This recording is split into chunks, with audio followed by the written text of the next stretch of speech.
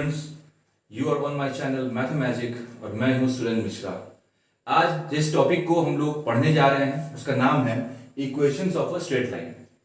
तो सबसे पहले ये बता दें कि ये जो टॉपिक है equation of a straight line, ये क्लास मतलब 10th के बच्चों के लिए है और 11th के बच्चों के लिए है, राइट। सीबीएसई में ये टॉपिक 10th तक कवर नहीं होता है। So the students of CBSE are introduced to this topic straight in class 11, whereas the students of ICSE they are introduced by this topic in class 10th, right? I think in the ML Agarwal book it is chapter number 12.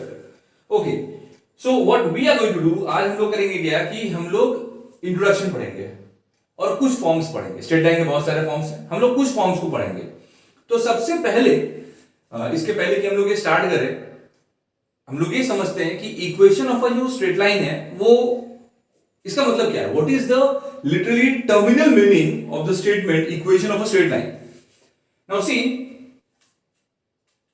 First of all हमको ये समझना है कि जो straight lines बनते हैं, this straight lines are made up by joining infinite number of points. हम भी जानते हैं, राइट। अनगिनत पॉइंट्स को जब जोड़ा जाएगा तो हमको हमारा एक स्ट्रेट लाइन मिलेगा, ठीक है। अब अगर देखा जाए, अगर हम इस स्ट्रेट लाइन को देखें तो इस पे बहुत सारे पॉइंट्स हैं। तो क्या ये पॉसिबल है हमारे लिए? Is it literally possible for us to denote each and every point? या फिर अगर हम तो आपको एक पॉइंट देते हैं और कहते हैं कि अच्छा ये बताओ कि क्या ये पॉइंट इस स्ट्रेट लाइन पे लाई करता है कि नहीं करता है, क्या हम बता पाएंगे डायरेक्टली? हाँ, हम बता सकते हैं। उसी में मदद करता है ये equation of a straight line. Equation of a straight line वहीं पे हमारे काम आता है, ठीक है। हम करते क्या है, हम एक ऐसा इक्वेशन क्रिएट करते हैं आइदर इन वन और two variables. Generally in two variables होता है। वन वेरिएबल तब होता है जब वो पैरेलल टू एक्स एक्सिस या पैरेलल टू वाई एक्सिस होता है, ठीक है। उस पर हम लोग आएंगे, उस टॉपिक पे हम लोग आएंगे। जनरली ये इक्वेशन जो बनता है वो टू वेरिएबल्स में होता है। वेरिएबल x और y रहते हैं, जहां पर वो जो x और y है, this x and y will denote the coordinates of any point lying on that straight line। इस स्ट्रेट लाइन के ऊपर कोई भी पॉइंट जो लाई करेगा उसके कोऑर्डिनेट्स को सेटिस्फाई कराना ही हमारा मेन काम है, ठीक है। तो जैसे कि हमने एक इक्वेशन बनाया, सपोज करो कि x plus y plus 2 is equal to 0, ठीक है। अब यहां पर अगर हम इसका ग्रिड बनाएं, हमें क्या मिलेगा? हमें मिलेगा x किन किन वैल्यूज को यहां पे सेटिस्फाइड हो सकता है। बहुत सारे वैल्यू सेटिस्फाइड हो सकते हैं, हाँ। तो क्योंकि हम लोग इसको ऐसे लिख सकते हैं ना, y is equal to -x - 2, correct. इसका मतलब अगर हम x की वैल्यू 0 रख दें तो y की वैल्यू -2 हो गया, ठीक। या फिर अगर हम x की वैल्यू -2 रख दें तो y हमारा 0 हो जाएगा, करेक्ट। सो ऐसे बहुत सारे हमारे कोऑर्डिनेट्स बन सकते हैं जो इस स्ट्रेट लाइन को डिनोट करेंगे, right. Before we enter the topic, कुछ टर्मिनोलॉजी जो बहुत इंपॉर्टेंट होता है, जो हमारे बड़े काम आएगा, पहले हम लोग उसको थोड़ा पढ़ते हैं। सबसे पहला चीज वो क्या होता है? वो है एंगल ऑफ इंक्लिनेशन।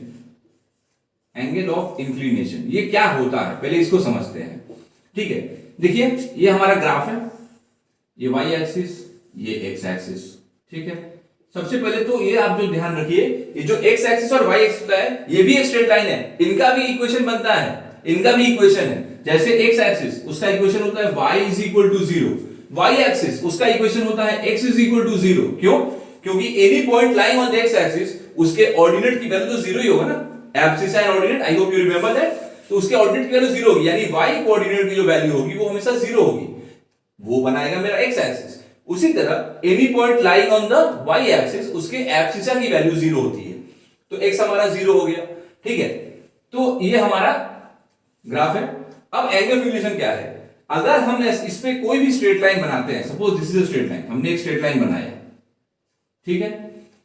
तो the angle between the positive side of the x axis, फिर से बता रहा हूं, angle between the positive side of the x axis and the straight line moving anti clockwise move करेंगे। हम ऐसे हैं, यहां से शुरू किए और हम एंटी क्लॉकवाइज मूव करेंगे और जहां पे पहुंचेंगे इनके बीच में जो एंगल बनेगा, इसी एंगल को हम लोग एंगल ऑफ इंक्लिनेशन कहते हैं। अब हम लोग पता है कि किस, जैसे हम लोग अलजेब्रा में वेरिएबल्स के लिए A B C D X Y Z इसका इस्तेमाल करते हैं, उसी तरह एंगल्स को डिनोट करने के लिए हम लोग ग्रीक अल्फाबेट्स का यूज करते हैं, जैसे alpha beta gamma theta. So I take it as theta. ठीक है, तो ऐसा कोई भी रॉकेट साइंस नहीं है इसमें कि सर थीटा क्या है या बहुत बड़ा, कुछ ऐसा कुछ भी नहीं है, बहुत ही आसान चीज है, एकदम इजी है ये। ठीक है, आप ये एकदम मत समझिएगा कि अरे सर थीटा है सर अब तो बड़ा दिक्कत हो गया, नहीं ऐसा कुछ भी नहीं है, कोई दिक्कत नहीं है, it is as simple as that. ठीक है, सो ये हमारा एंगल ऑफ इंक्लिनेशन बन गया theta. Theta denotes, theta is used as an angle, as a variable for any angle. किसी भी एंगल के लिए जो वेरिएबल का इस्तेमाल करने के लिए थीटा का यूज होता है, लाइक एबीसीडी। ओके, तो चलिए हमने थीटा का यूज कर दिया, यही हमारा एंगल ऑफ इंक्लिनेशन हो गया। एक बार फिर से बताते हैं एंगल ऑफ इंक्लिनेशन क्या है। The angle between the positive side of the x axis and the straight line moving anti clockwise, ऐसे, वो हमारा कहलाएगा इक्वेशन ऑफ, वो हमारा कहलाएगा angle of inclination. So theta आ गया हमारा एंगल ऑफ इंक्लिनेशन। ठीक है, दूसरी चीज पर आते हैं, ग्रेडियंट या फिर इसी को हम लोग स्लोप भी कहते हैं। स्लोप क्या है, हमें एंगल ऑफ इंक्लिनेशन मिल गया, थीटा मिल गया, जो ग्रेडियंट होता है उसे हम लोग m से डिनोट करते हैं, right, we denote it by m and this m is equal to tan theta. मतलब एंगल ऑफ इंक्लिनेशन अगर tan निकाल दें, जैसे 45 डिग्री है, सपोज जैसे ये स्ट्रेट लाइन है, इसका एंगल 45 डिग्री हो सकता था, तो इसका स्लोप क्या हो जाएगा, tan 45। Am I clear? So gradient slope m से डिनोट करते हैं, वो बन जाएगा हमारा tan थीटा। आते हैं कुछ और चीजों पे, इंटरसेप्ट। अभी जो इंटरसेप्ट होते हैं ये दो तरह के होते हैं। फ्लो चार्ट बहुत इंपॉर्टेंट है, जैसे आप हमारे वीडियोस को देखते रहेंगे, आप मेरा वीडियो जब देखेंगे तो आपको एक चीज बहुत कॉमन मिलेगा, वो क्या है कि मैं फ्लो चार्ट बहुत बनाता हूं। आपको फ्लो चार्ट, जितना फ्लो चार्ट से पढ़ते हैं ना, जब आप फ्लो चार्ट से पढ़ते हैं तो क्या होता है, चीजें आपके सामने एक डायग्रामेटिकली प्रेजेंट होती हैं। ठीक है, तो आप फ्लो चार्ट पे जब आप फोकस करते हो आपको याद ज्यादा रहता है। सो इंटरसेप्ट, दो तरह के इंटरसेप्ट होते हैं, एक होता है एक्स इंटरसेप्ट, एक होता है वाई इंटरसेप्ट। पहली बात बताते हैं अभी इंटरसेप्ट होता क्या है, अभी बता रहे हैं। ये हो गया हमारा एक्स इंटरसेप्ट और ये हो गया हमारा वाई इंटरसेप्ट। ठीक है, अगर वीडियो में हमारी हैंडराइटिंग थोड़ी कम पड़े थोड़ा जूम कर लीजिएगा। ओके, नाउ तो ये हमने इसको थोड़ा सा प्रोड्यूस कर दिया, ओके, वाई एक्सिस को, और हमने हमारे स्ट्रेट लाइन को भी थोड़ा सा प्रोड्यूस कर दिया। क्लियर है? अब हमने क्या देखा, हमने देखा कि ये स्ट्रेट लाइन ने एक्स एक्सिस को इस पॉइंट पे इंटरसेक्ट किया है और वाई एक्सिस को इस पॉइंट पे इंटरसेक्ट किया है। तो पहली बात, definition of an intercept. Intercept होता क्या है? Intercept is the distance between the origin and the point of intersection between the given straight line and the x or the y axis। ठीक है, मतलब ओरिजिन से लेकर के जो स्ट्रेट लाइन हमारा है, उस स्ट्रेट लाइन का और x एक्सिस का जो पॉइंट ऑफ इंटरसेक्शन है, ये इन ओरिजिन से इस डिस्टेंस को हम लोग कहेंगे x इंटरसेप्ट। ठीक है, ये डिस्टेंस हमारा कहलाएगा x इंटरसेप्ट। उसी तरह ये स्ट्रेट लाइन ने y एक्सिस को जिस पॉइंट पे इंटरसेक्ट किया, ओरिजिन से उस डिस्टेंस को हम लोग कहेंगे y इंटरसेप्ट। ठीक है, y intercept. Generally y intercept को हम लोग c से डिनोट करते हैं, small letter c। x intercept को भी डिनोट करते हैं a से, ठीक है, पर वो हम लोग उसका यूज तब करते हैं जब हम लोग इंटरसेप्ट फॉर्म पढ़ते हैं, वो भी स्ट्रेट लाइन का एक फॉर्म है, वो हमारे अगले वीडियो में आएगा, इस वीडियो में नहीं आएगा, इंटरसेप्ट फॉर्म। ठीक है, तो फिलहाल के लिए x इंटरसेप्ट और y इंटरसेप्ट आपको समझ में आया। x इंटरसेप्ट क्या है? The distance between the origin and the point of intersection between the given straight line and the x axis. उसी तरह y इंटरसेप्ट क्या है? y intercept is the distance between the origin and the point of intersection between the given straight line and the y axis. ठीक है, ये हो गया हमारा x इंटरसेप्ट, ये हो गया हमारा y इंटरसेप्ट। ठीक है, next, so y intercept is denoted by c। तो हमें m पता चल गया, c पता चल गया। ओके, अब आ जाते हैं हम लोग फॉर्म्स पे। क्लास 10 आईसीएससी, दोबारा सुन लो भाई, क्लास 10 के बच्चे, आप लोगों के लिए सिर्फ 3 फॉर्म का यूज है इसमें। आप लोगों को सिर्फ 3 फॉर्म पढ़ने हैं। Okay, 3 forms. Form number 1, that is called the slope intercept form, पहला फॉर्म स्लोप इंटरसेप्ट फॉर्म, ठीक है। दूसरा form one point slope form, one point slope form, और तीसरा to point form, two point form. ये तीन फॉर्म हम लोग आज पढ़ेंगे इस वीडियो में। हमारे ये तीनों फॉर्म रहेंगे, क्लास 10th के लिए इतना ही जरूरी है, इतने में ही है। और इसमें कंडीशंस भी हैं, ठीक है, conditions of parallelism and condition of perpendicularity, ये दोनों चीज भी हम लोग पढ़ेंगे। तो फिलहाल हम लोग ये पहले तीनों फॉर्म को समझते हैं, slope intercept form, one point slope form और टू पॉइंट फॉर्म। तो सर कौन सा फॉर्म यूज करेंगे, सवाल ये है। हम लोग उस फॉर्म का, इनमें से कौन सा फॉर्म यूज करेंगे, ये डिपेंड करता है अपॉन द कंडीशंस। क्वेश्चन ने जो कंडीशन हमें दिया है उस पर डिपेंड करता है, ठीक है। What is given, what is required, you have to find that link between them. आपको इन दोनों में लिंक ढूंढना ही ढूंढना है। लिंक आपने अपने ढूंढ लिया, आपका काम आधा हो गया, ठीक है। बाकी तो फॉर्मूला याद रखने से मतलब है। स्लोप इंटरसेप्ट फॉर्म, पहला फॉर्म, ठीक है। तो इसके नाम से पता चल रहा है कि स्लोप होना चाहिए, इंटरसेप्ट होना चाहिए। कौन सा इंटरसेप्ट होना चाहिए, हमें दो चीजें चाहिए, क्या क्या, स्लोप चाहिए यानी m चाहिए, और इंटरसेप्ट चाहिए। कौन सा इंटरसेप्ट, y इंटरसेप्ट यानी c चाहिए। यानी अगर हमें किसी भी स्ट्रेट लाइन का स्लोप पता रहे और उसका y इंटरसेप्ट यानी c पता रहे, तो हम लोग वो स्ट्रेट लाइन बना सकते हैं। इक्वेशन का फॉर्मूला आता है ये, y is equal to mx plus c, this is the equation. ये है हमारा इक्वेशन, स्लोप इंटरसेप्ट फॉर्म। हमें स्लोप पता है m, हमें c पता है, y इंटरसेप्ट, हमारा इक्वेशन बन जाएगा y is equal to mx plus c।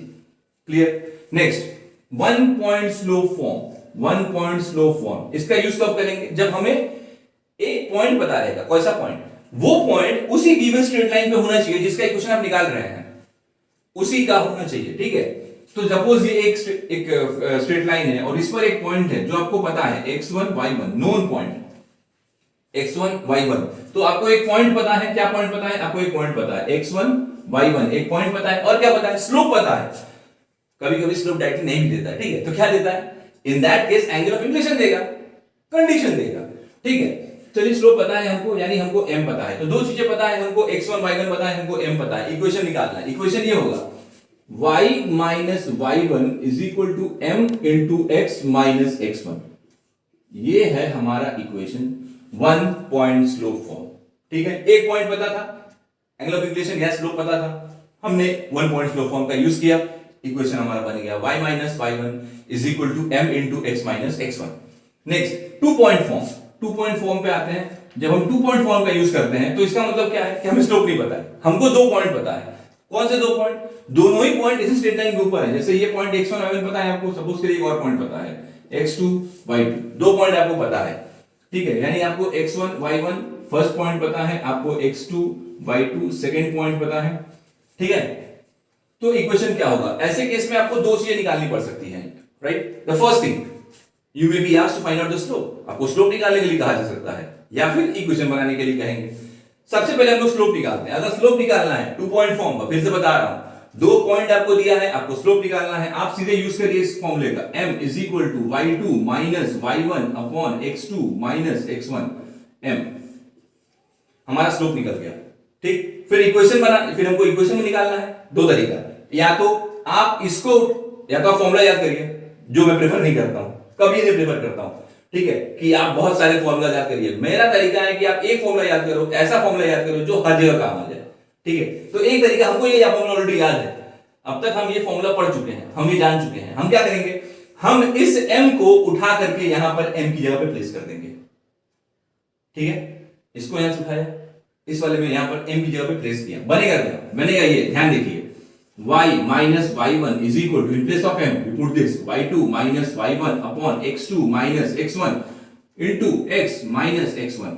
ये बन गया हमारा equation, y minus y1 is equal to y2 minus y1 upon x2 minus x1 into x minus x1। इसको अब आप चाहें तो सिंप्लीफाई कर सकते हैं। क्या कर सकते हैं, इसको लेते आइए यहां पे, ट्रांसपोज करिए, डिवाइड करिए, बन गया आपका y minus y1 upon x minus x1 is equal to y2 minus y1 upon x2 minus x1। This is your required equation when 2 points are given, right?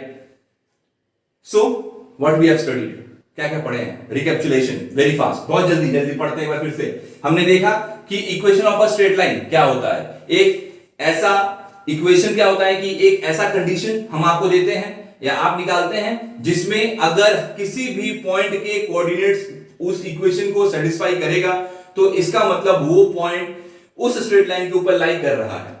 ठीक है, फिर हमने क्या पढ़ा, हमने कुछ टर्म्स पढ़े। पहला टर्म क्या पढ़ा, एंगल ऑफ इंक्लिनेशन। समझ में आया क्या है एंगल ऑफ इंक्लिनेशन? क्या होता है, angle between the positive side of the x axis and the given straight line moving anti clockwise. Moving anti clockwise बन गया हमारा एंगल ऑफ इंक्लिनेशन। फिर आ जाता है ग्रेडियंट या स्लोप पे। ग्रेडियंट या स्लोप m से डिनोटेड होता है और उसको क्या करेंगे, सीधे जो एंगल ऑफ इंक्लिनेशन था उसका टेंजेंट निकाल देंगे, हमको हमारा ग्रेडियंट या स्लोप मिल जाएगा। फिर आगे इंटरसेप्ट फॉर्म। इंटरसेप्ट में दो तरह के इंटरसेप्ट होते हैं, एक्स इंटरसेप्ट और वाई इंटरसेप्ट। एक्स इंटरसेप्ट क्या होता है या इंटरसेप्ट क्या होता है? Intercept is the distance between the origin and the point of intersection of the given straight line and the respective axis. X axis को अगर पॉइंट ऑफ इंटरसेक्शन लेंगे तो एक्स इंटरसेप्ट बनेगा, वाई एक्सिस का point of intersection लेंगे तो Y intercept बनेगा। चलिए फिर आगे हमारे तीन form, slope intercept form, 1 point slope form, 2 point form. तीन फॉर्म आ गए हमारे, slope intercept form, 1 point slope form, 2 point form. तीन फॉर्म यूज के अकॉर्डिंग वैरी करेगा ये। इसका यूज कब करेंगे, जब हमको स्लोप और वाई इंटरसेप्ट पता रहेगा। फिर से बता रहा हूं, स्लोप पता रहेगा, वाई इंटरसेप्ट पता रहेगा। ये दो चीजें जब पता रहेंगी, वाई इंटरसेप्ट और स्लोप जब पता रहेगा तभी हम इसका यूज करेंगे। y is equal to mx plus c। Next 1 point slope form, मतलब एक पॉइंट पता रहेगा और स्लोप पता रहेगा, यानी x1 y1 एक पॉइंट है वो पता है यहां पे, और स्लोप पता है m, हमने यूज कर दिया y minus y1 is equal to m into x minus x1। ठीक है, 2 point form, x1 y1 x2 y2 दो पॉइंट हमको पता है। स्लोप निकालने के लिए m is equal to y2 minus y1 upon x2 minus x1, और फिर इस m को ले आकर के ये 1 पॉइंट स्लोप वाला जो कंडीशन है वहां पर m की जगह पे प्लेस कर देंगे, m की जगह पे प्लेस कर देंगे, फायदा हमको मिल जाएगा। ठीक है, ये हमारा कंडीशन बन जाएगा। सो these are the forms that are required till class 10 for ICSE board. ठीक है, दो क्वेश्चन आने के चांसेस रहते हैं। ठीक है, एक क्वेश्चन कंपलसरी सेक्शन में, एक ऑप्शनल सेक्शन में आ जाता है। लगभग 4 नंबर का क्वेश्चन ये रहता है। बहुत रेयर चांसेस है कि 8 नंबर इसमें से आ जाए, बहुत रेयर चांसेस है कि इसमें से 8 नंबर आ जाए, आपको ऑप्शन सेक्शन में मिल जाएगा। अगर आपका अच्छा कमांड है, you can score very well in this topic, बहुत अच्छा स्कोरिंग इसमें होती है। अच्छा, इसमें एक और जो टॉपिक है वो है कंडीशंस। कंडीशंस ऑफ क्या क्या, दो कंडीशंस होते हैं, एक होता है कंडीशन ऑफ परपेंडिकुलैरिटी, एक होता है कंडीशन ऑफ पैरेललिज्म। तो हम लोग ये देखते हैं कि वो दोनों कंडीशन है क्या। ठीक है, दोनों कंडीशंस को हम लोग थोड़ा सा स्टडी करते हैं। सबसे पहले जल्दी जल्दी हम लोग देखते हैं कि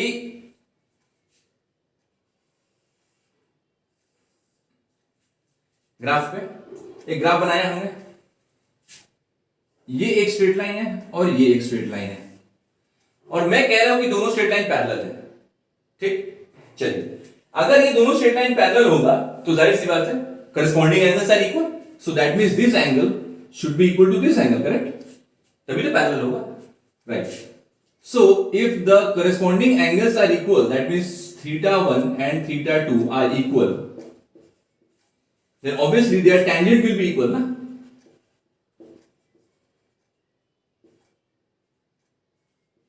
दोनों का tangent भी equal हो जाएगा कि नहीं? Equal हो जाएगा। और tan theta 1 it will denote m1 and tan theta 2 will denote m2, तो m1 is equal to m2 हो गया। तो इसका मतलब अगर कोई भी दो स्ट्रेट लाइन है और उनको पैरेलल होना है, उनको कोई दो स्ट्रेट लाइन है और उनको पैरेलल होना है, तो हमको क्या होगा, कब होगा? वो तब होगा जब वो दोनों का स्लोप इक्वल होगा। This is called condition of parallelism.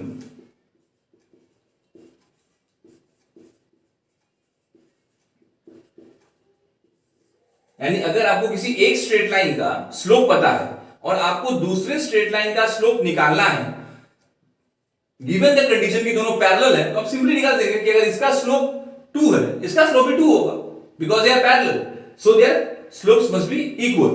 Next we come to the condition of perpendicularity. वो भी ऐसे ही होता है, दो स्ट्रेट लाइन है, दोनों को परपेंडिकुलर होना है, कब होगा? जब दोनों के स्लोप का प्रोडक्ट m1 into m2 -1 हो जाए। This is called condition of परपेंडिकुलैरिटी।